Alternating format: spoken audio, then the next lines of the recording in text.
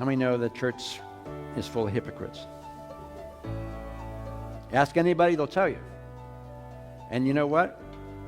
I hope they're not right, but sometimes they are. I was listening to a podcast the other day. When I'm driving, I get to listen to stuff. And so I was listening to this podcast about Christians who are leaving the faith. How many have heard the term deconstructing or deconverting? It's for people who are solid believers and they whatever reason, they're deconstructing their faith and they're leaving.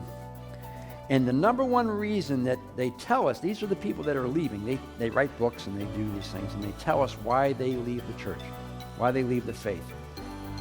Number one reason that they leave the faith is hypocrisy.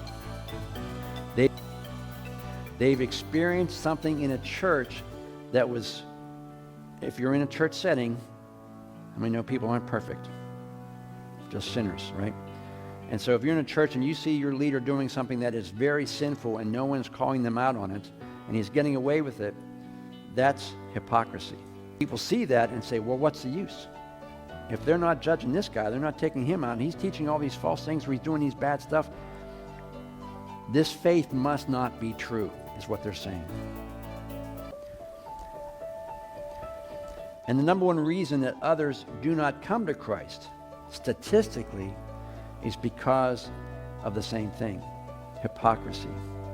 Christians saying one thing in church but behaving another way in public. And that was the Pharisees. They acted one way in a church-like setting and another way in front of everybody else.